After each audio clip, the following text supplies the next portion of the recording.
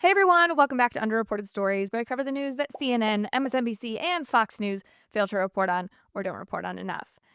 Easily the biggest story of the week thus far is the capturing of the alleged United Healthcare shooter.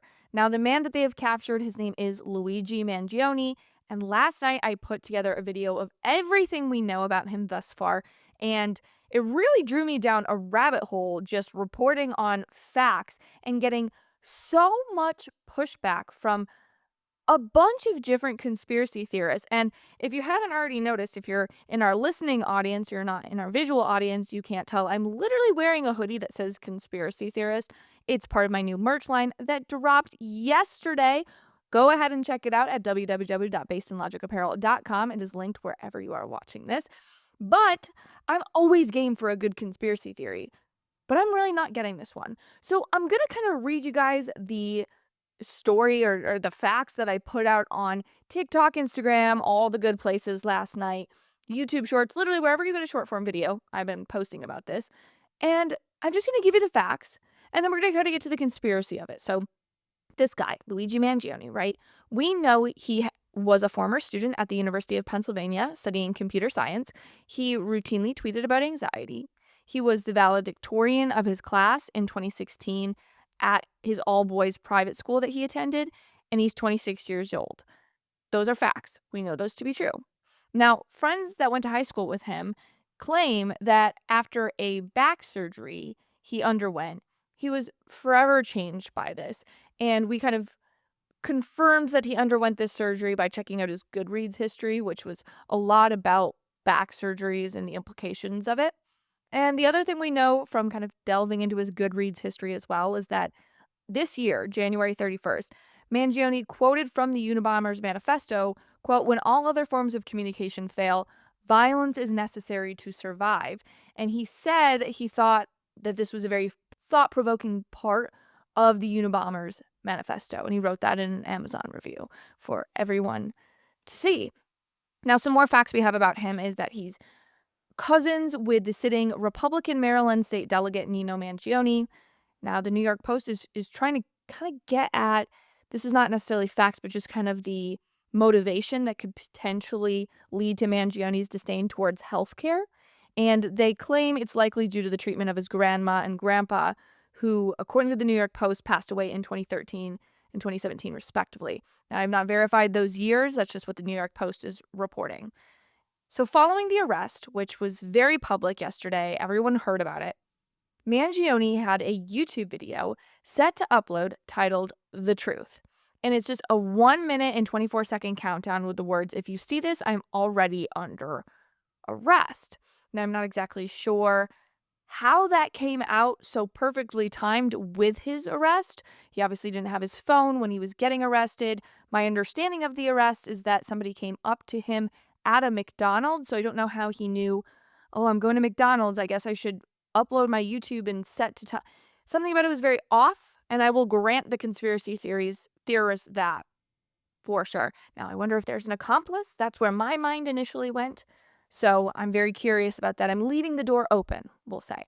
So the only other update I have from the video I posted last night is that CNN reported this morning the discovery of a 2-page document containing the lines, "These parasites," referencing CEOs of healthcare organizations and companies, "these parasites had it coming. I do apologize for any strife and trauma, but it had to be done."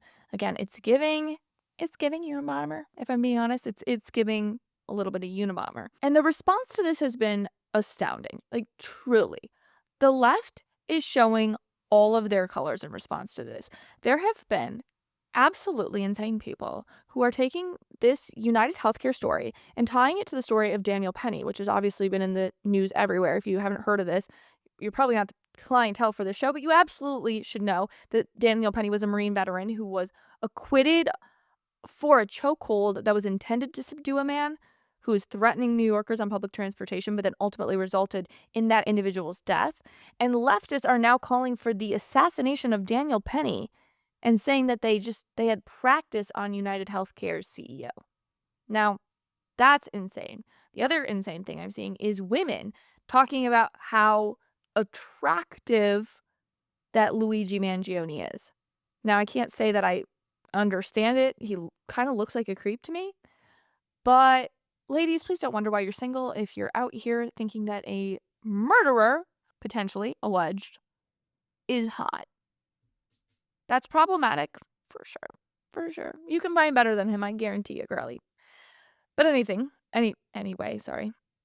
The other thing I've noticed about the left is, again, this conspiracy theory that they do not think that Luigi Mangione is the guy that murdered Brian Thompson. They think, I'm trying to steep myself in this so as to understand. From my understanding, they think that this is set up by the FBI. Let me show you, because I posted on TikTok, and the comments are just absolutely insane. Again, my TikTok was everything I just told you, minus the new details about CNN and the writings that Luigi Mangione allegedly posted. But let me read you some of these comments from TikTok. They're unhinged. Again, these comments are absolutely unhinged. It says, "In the club, we all sad. Blessed his heart, not all heroes wear cape. It's not his YouTube channel. Feel living with chronic pain. I myself never made it to be denied as I refuse surgery regardless, but many are denied, sadly, every day." Somebody said, "Be for real. My thing is like these companies don't give an F about you. That's just how life is." Some people saying it's not him. Lots of people with the praying hands. Lots of people with hearts for this man. This person said he planned getting caught. Check out his profile with the McDonald's bag and his Twitter header. The Pokemon on his header is Breloom, which is Pokemon number 286. He also posted 286 posts. And then check Bible Proverb 286. Okay. I don't know if well, we know he's intelligent and intellectual, right? Interesting. Somebody said, "This is the type of thing the CIA is good at fabricating." Everyone's saying, "I really don't think it looks like him. Shit's a setup. Ain't no way. I hope they have the wrong guy." Somebody said, 100% they're framing some random. It's not hard to fact check. YouTube has already stated that the video was fake. YouTube, I didn't see a statement from YouTube saying that. Someone else says, "My guess is that gotta look like that has a media presence in line with someone who might do this kind of thing. But who prints a 3D gun and keeps it?" Went on to say the YouTube video is fake. And wow. Wow. Like people, I'm still scrolling for those in the listening audience. People are obsessed with this man. It's really disturbing me. I'm not going to lie. I love a good conspiracy theory. I'm here for it. I literally sell conspiracy theory merch. Y'all are making this tough for me. And I actually don't even understand the conspiracy theory. The best one I got was the 286 McDonald's Bible Pokemon theory. At least that was like somewhat of a theory. Can't say I believe it, but at least it was a theory. Here, I'm not getting anything. I just hear people saying he's a hero. Also, I hope it's not him. Also, it's not him. Also, you're wrong.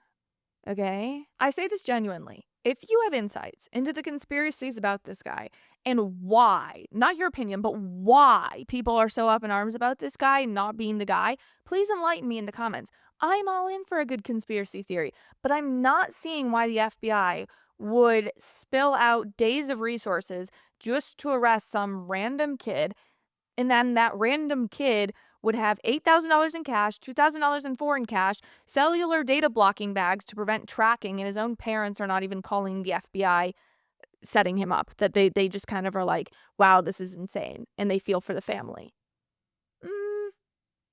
I don't know. Again, I'm all in. I have bought into the anti-government narrative, but prove it to me. I don't see it. Anyway, let's get to our docket for today. Here's what we're going to talk about. More of this story, okay? Because there's fallout within the media. There's people losing shows, people saying insane things. We got to get to that. Next, we also have to get to this. This is like criminally underreported, this story about 2 California boys who were shot at their Christian school. We absolutely need to talk about that. and the media is covering up the motive for that crime. Shocker, shocker. We also need to talk about the FBI's arrest of this ultra-liberal city councilor and a CNN panel that, in my opinion, bordered on child abuse. So, without further ado, let's get into the 5 underreported stories that you need to know. Today's show is brought to you by Based, my merch line, and we've just unveiled our winter line with a new beanie, a hoodie, a shirt, and a tote bag. I'm an independent creator, and one of the best ways, if not the best way, to support this show is by purchasing my merch line that represents your views. Instead of just asking you guys for donations to fund my independent journalism, my business partner and I created a line of merch called Based Apparel. Based basically means the opposite of woke. It means you're based in logic, based in truth, based in facts. You get it. Anyway, head over to basedinlogicapparel.com to check out our latest apparel. My personal favorite right now is our Based two-tone shirt, which I'm wearing right now. And remember, when you buy merch, you are directly supporting this show. And when you get your apparel, please be sure to tag me on Instagram so I can repost. Vox Media is reportedly terminating a deal with Cray Cray Tay Tay.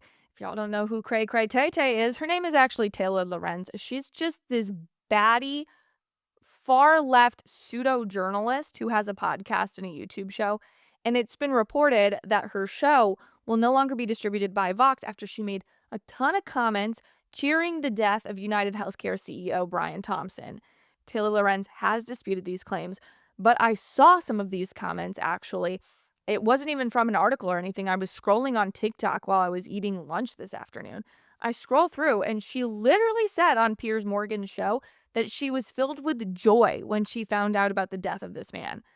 That's batty. It's a take. It's a take. Reading here from the New York Post. Oh my gosh, wait. As I'm saying this, I'm looking at an ad that says the Matt Gaetz show coming soon to One America Network. That's nutty. Breaking news here as we're trying to break news about Vox Media splitting ties with Tay Tay Cray Cray. That's interesting. Let me know your thoughts about that in the comments. Would you be watching the Matt Gaetz show on OAN? Let me know. But anyway, back to our story at hand, because that's really just blew my mind for a second. So I want to kind of get to the Taylor Lorenz defense and then show you some of the tweets that she actually said. So Taylor Lorenz took to social media on Monday, ripping this report as, quote, 100% false, claiming that media reporters lie. Well, like you've never lied in your entire career, Taylor. And she vowed to discuss the situation on her podcast. What she had said was, quote, "This is 100% false, and I'm very much still working with Vox, and my show is not up for, quote, renewal, because I actually own 100% of the show and control the distribution, not Vox. Media reporters continue to lie about me. Tune into the pod this week where I will discuss." I mean, pass, I'm definitely not going to listen, but also I think what she's getting at is a technicality, right?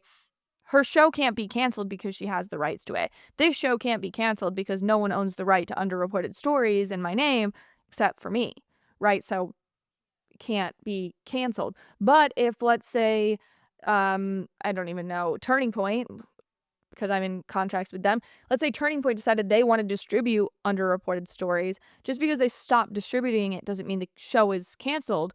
But if they stop distributing it, that's still a story, right? And so Vox actually declined to comment about this. And the individual who initially reported this, his name is Max Tani, he says that the report is 100% accurate. Coming 2025, Vox Media will no longer be publishing Taylor Lorenz's content. Now, I find that so interesting because I don't know how much the comments that she made, which we can go through, are affecting this, or if people are just sick and tired of Taylor Lorenz because she's absolutely batshit crazy.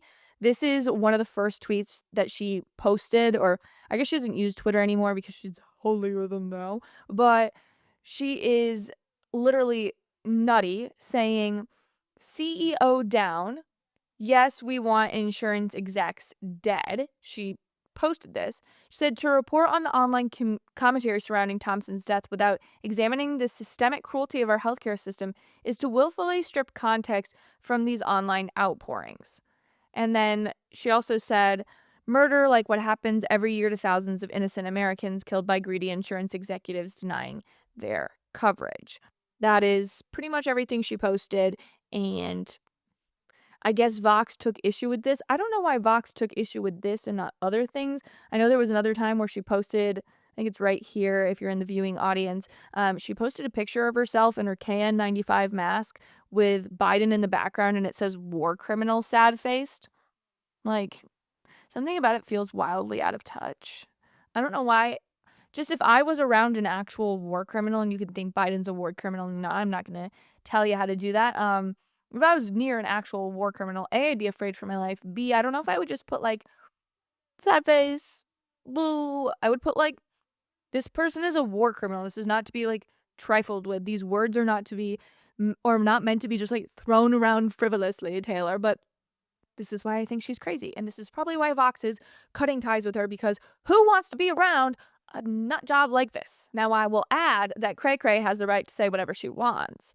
And personally, if I'm being really honest with you guys, I like watching her lose her mind online. And I saw somebody say that she can't lose her mind because she never had it. And I literally enjoy the demise of her. Like, it's funny to watch. It's something to talk about. You can slander her all you want. She's entertaining to watch because she's so insane, and she's so insane and she thinks she's just in her insanity. That is so funny. But to me, this is just like, finally, there's some consequences to her speech. And I'm not advocating for consequences to speech necessarily, but I'm just saying it is inevitable. There's always going to be consequences for your speech, even in the world of free speech. And this seemingly seems to be part of it. Though, Vox has had its problems with bankruptcy and letting people go. It's just like been a litany of problems for them in this age of new media. So I wonder how well that distribution was even doing for her. But anyway, let's get to our next story, because this story is criminally underreported, and I need to just start shouting it from every social media platform that I have. So, a 56-year-old man shot and injured 2 kindergarteners at a Christian school in California. Now, this is obviously shocking news, and you'd think you'd hear about something this sad and insane everywhere, but there's a reason why you're not, because according to writings left by the shooter, who did allegedly kill himself, he believed in the need for child sacrifice, those are his words, to repent for America's involvement in the, quote, ongoing genocide in Gaza. Fox News had a real good write-up of this because it kind of got to the motives that I couldn't really find in any other article. But Roman Mendez, 6 years old, and Elias Wolford, 5 years old, they sustained gunshots in the abdomen and they need surgeries. We are praying for these kids. This is awful. Like, truly the worst of the worst. And so that's why I just don't understand why this is being so underreported or left to like local news, because that's how mainstream media obfuscates talking about these tragic stories. They chalk it up to it being local news. That's what they'll say about all the gun deaths in Chicago, right? But it's really because it doesn't fit into their narrative. But in terms of the shooter, he's been identified as Glenn Litton, 56 years old, most likely dying from self-inflicted gunshot wounds. That's what we know so far. What he did was he used the alias Michael Sanders to set up an appointment with the school's principal to inquire about enrolling his grandson.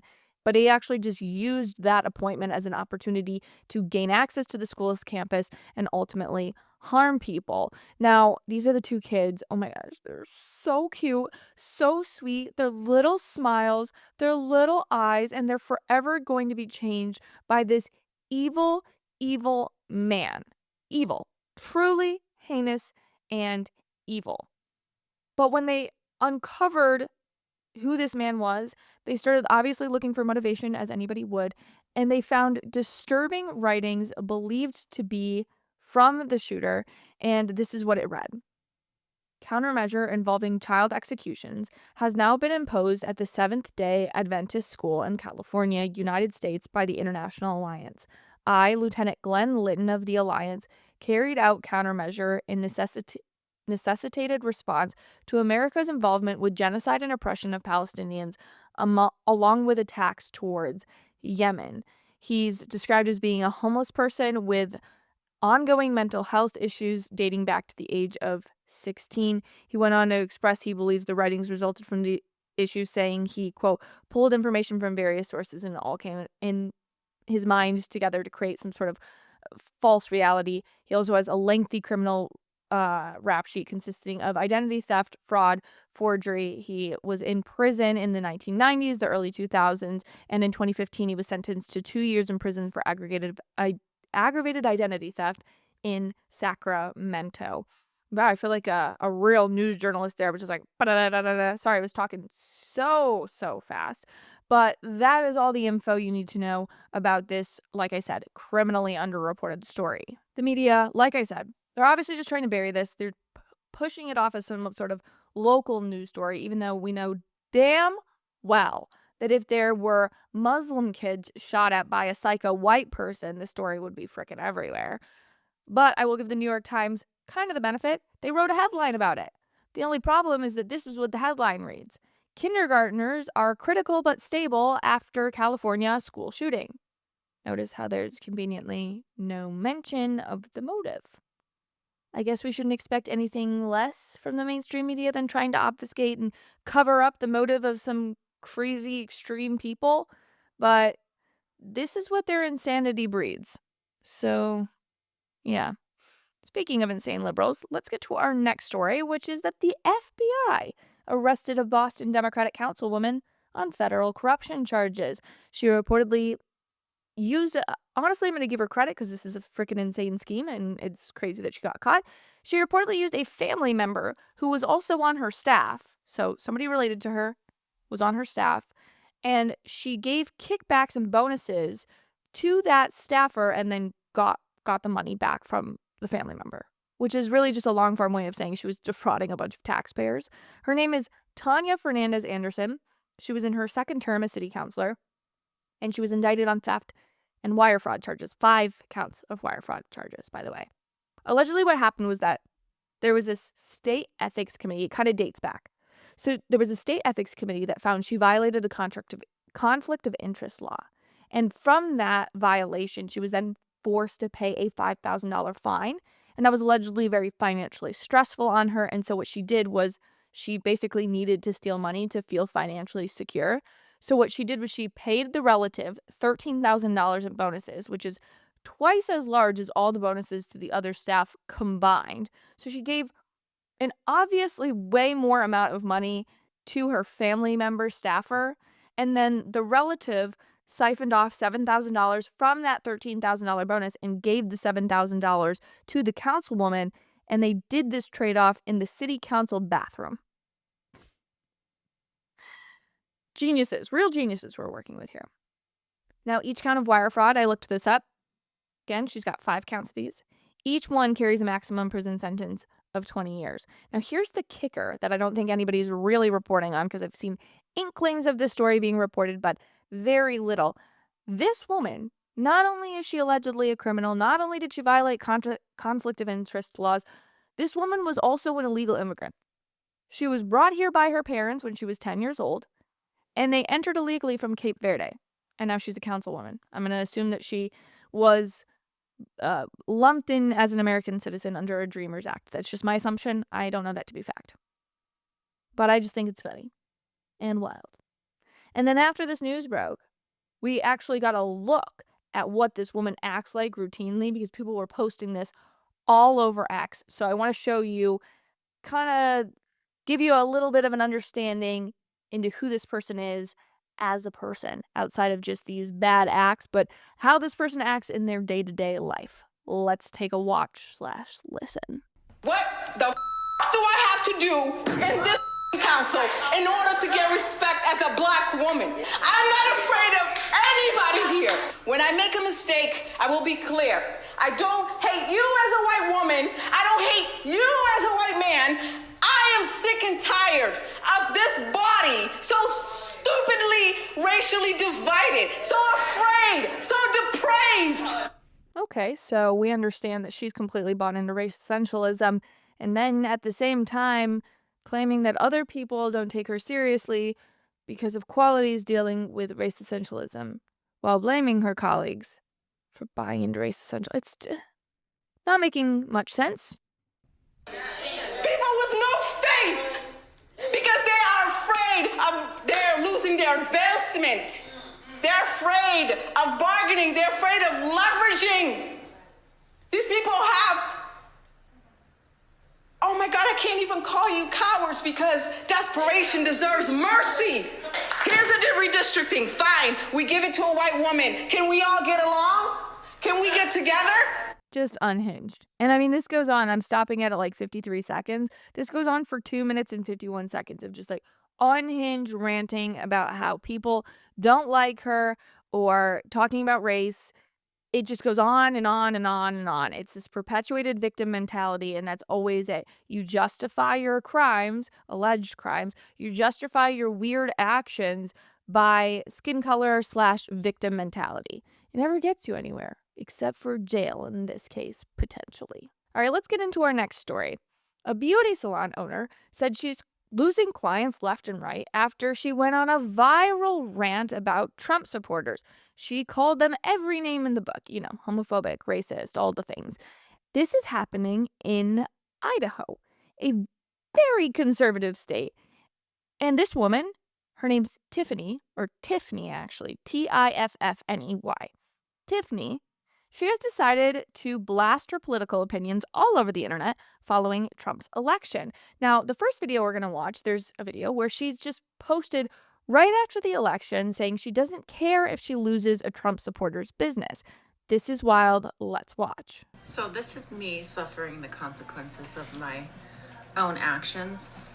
I just had a client send her husband into my salon and demand a refund for gift cards pre-purchased because of my stance that if you support a racist, homophobic, misogynist rapist, and you're okay with those things because you supported them, that you are in fact those things. And she was so offended. Well, of course she's offended. You're calling her some of the most vile, awful things in the world. Oh, she's offended. No shit, she's offended. I would be offended too. That's insanity. And I guess I would be offended if I didn't understand that you have to be very intellectually dishonest to think that you're advocating, and even if you think Trump did everything wrong, that by supporting him for president, you are advocating for those things. That is so intellectually dishonest of who Trump supporters are, and that just goes to show you don't really understand Trump supporters. So I don't take offense or insight from people that don't really understand who Trump supporters are. That's difficult.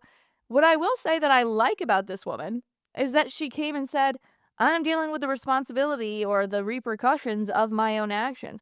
At least you understand that. You get on TikTok a lot of the times and these whiny people online are like, well, this bad thing is happening to me because of my actions. And I'm like, I don't feel bad for you. But at least in this case, she owns that she did this and that it was probably not good for her business.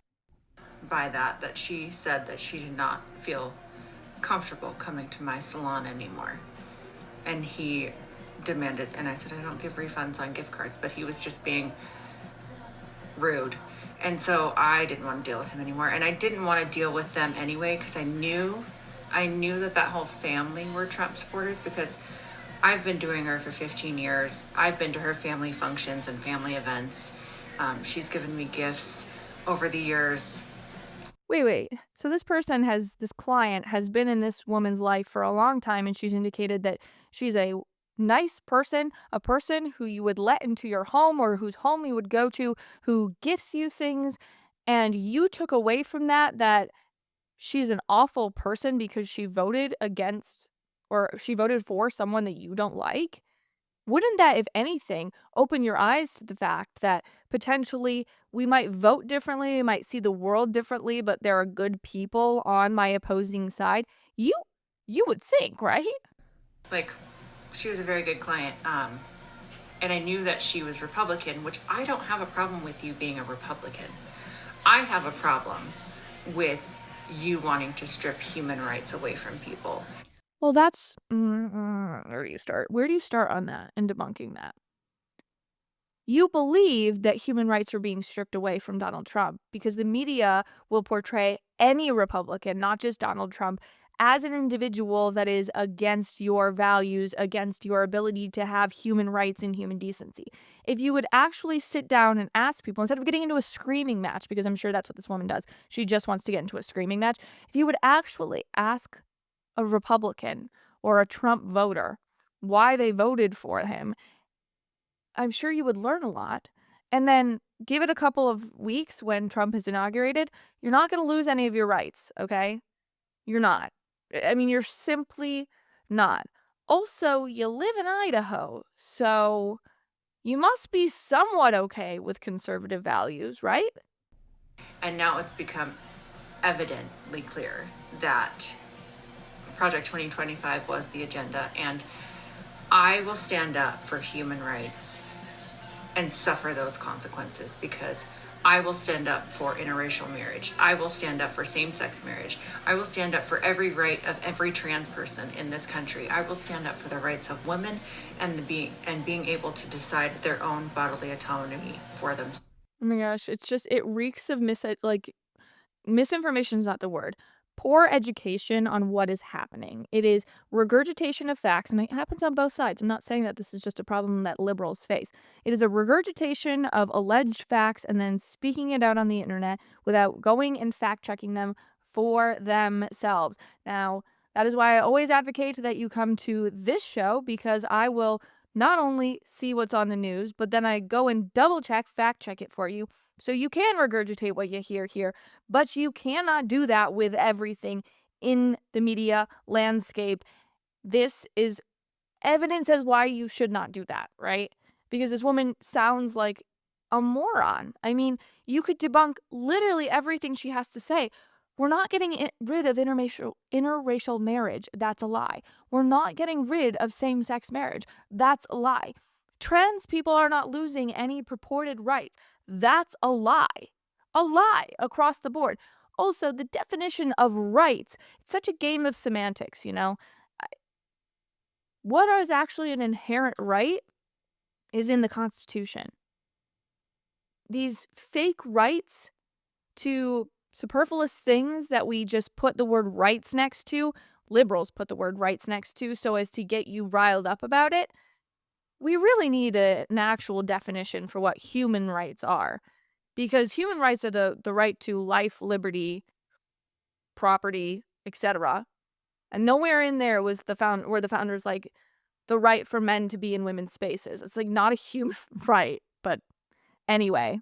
I will stand up for those basic human rights. And if I lose a client because I stand up for human rights and you are offended, which, by the way, if you're offended that I said that, you might want to do some inner work, because the racism and the homophobia and the misogyny in this country is so deeply ingrained in your subconscious that you are unwilling to understand anything. It's always the white women who say this, by the way. Like, not that it makes it any better no matter their skin color, but it's always like the white women who are like, I'm doing this work on myself. I'm internally understanding my internalized bias and my internalized racism and my internalized homophobia.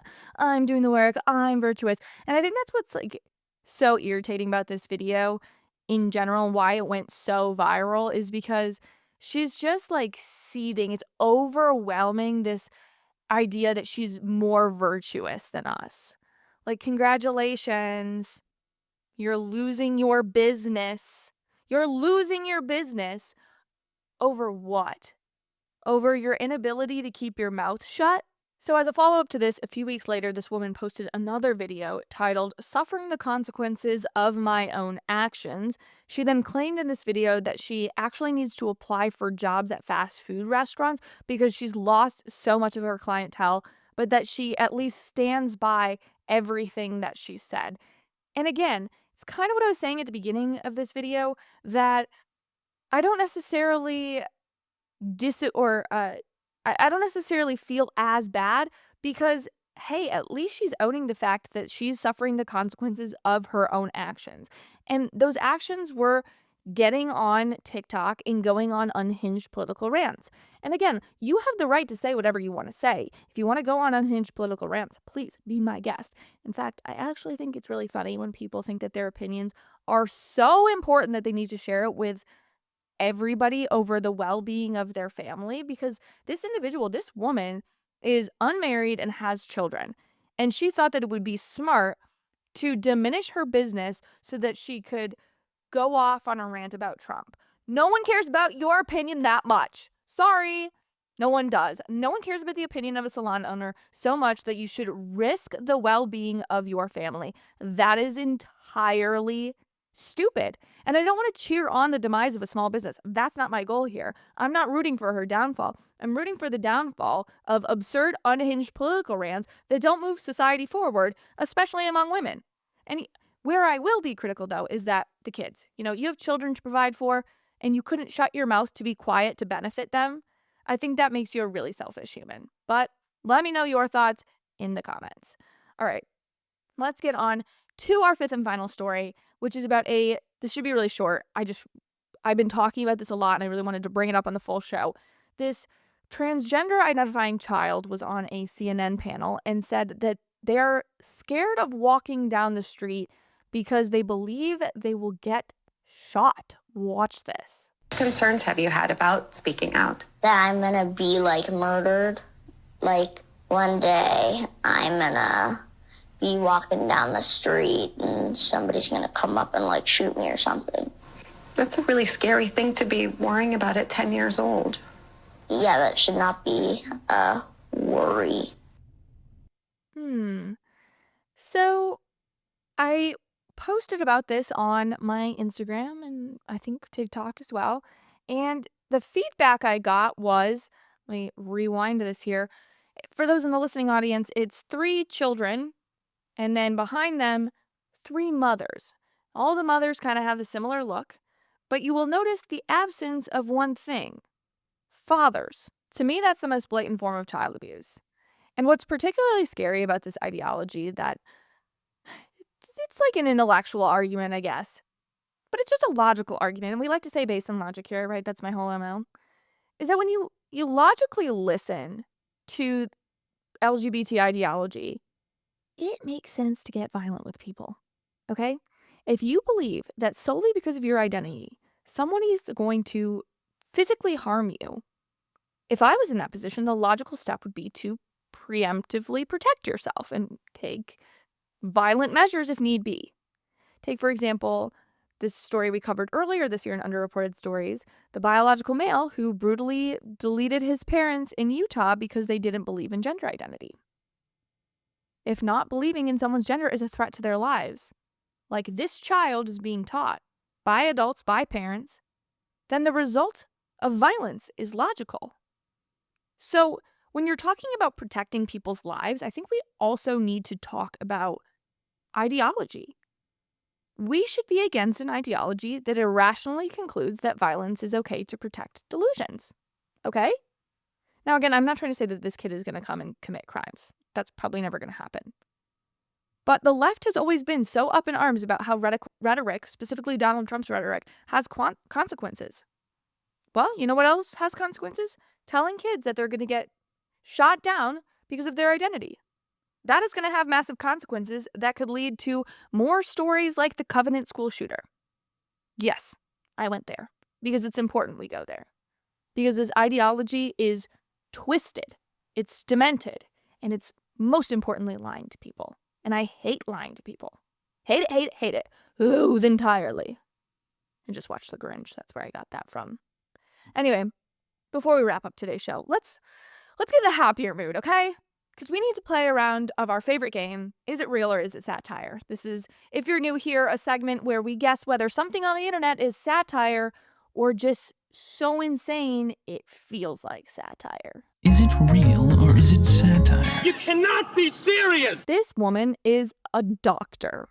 Do you know what else is not in the Constitution? Your right to vote, your right to marry, right to privacy, your right to a fair trial by your peers. There is also no mention of women or any women's rights. I can't. This person calls themselves an actual doctor. And just for the record, I went and did all this research for you, okay? The 15th Amendment enshrines our right to vote. The 19th Amendment enshrines the right for women to vote. The 26th Amendment enshrines the right for us to vote over the age or at age 18 and over. The 14th Amendment protects our right to marriage. The 4th Amendment protects the right to privacy. I'm going to keep going, okay? The 5th Amendment discusses our legal rights. The 6th Amendment is enshrining our right to a speedy public trial by an impartial jury. This person is a doctor and doesn't know basic understanding about what they're talking for. talking about. A doctor on TikTok claiming that the Constitution doesn't mention the right to vote, marriage, right to privacy, right to a fair and speedy trial, just so that she can say that the Constitution is outdated, so that she can advocate for pro-choice policies. Now, nothing she said in this video was accurate, and she's since taken down the video because embarrassing. But when I saw it, I was like, no wonder there's no institutional trust in the so-called experts. The experts are only experts in being intellectually dishonest. That's really all they're good at. Anyway, that's a wrap on today's show. If you're a real one, first, go over to basedinlogicapparel.com and order your new Based merch. Like I said in my new app, we got the Conspiracy Theorist hoodie, which I'm rocking today. The Based t-shirt, which is two-toned. So cute. I love it. It's kind of like early 2000. It reminds me of my childhood. I'm obsessed with it. The beanie, I've been wearing it on all my walks in the morning because it's freezing in Nashville. And the tote, which I've been taking to Trader Joe's and I probably get funny looks at.